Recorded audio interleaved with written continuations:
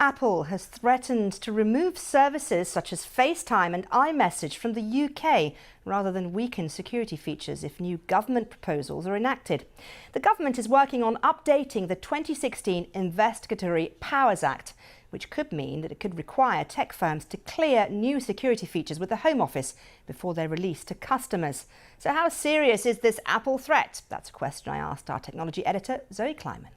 If you go back to 2015 when it was being created, Apple was very vocal about it then, and it's certainly coming out fighting now.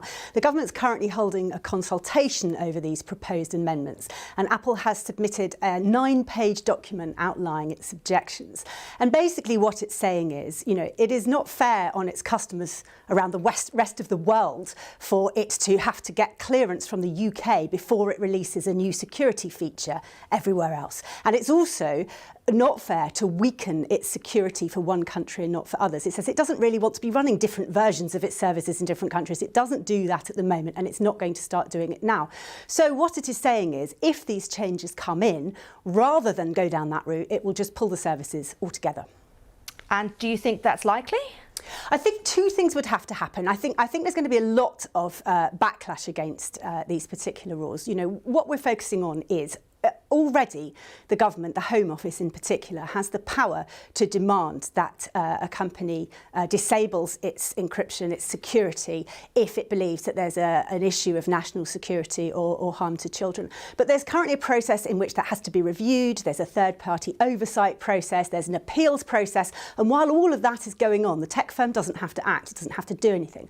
And this update wants to get rid of all of that. So from the moment you are served the notice, the tech firm, I should say, is served this notice saying we need to disable the security, it has to do it straight away. And that is what Apple is saying. If this comes in and if it is served such a notice, it will just walk away. I don't know how seriously this is going to be taken. It's not something that's going to come in soon. It's certainly not something that's going to happen overnight. If you use FaceTime and iMessage, please don't panic. It's not going to disappear right now. But I think what we are starting to see, there's been a lot of regulation that's come the way of these tech firms from the UK government, particularly. And I think we are now starting to see these tech firms say, OK, we have been reasonable, but you can't hold our product around the world. You can't prevent us from doing what we want to do with our product around the world. Apple says security is an absolutely essential part of what it offers. It's what its customers come to us for, and it's not prepared to weaken what it's offering to its global customers, if you like.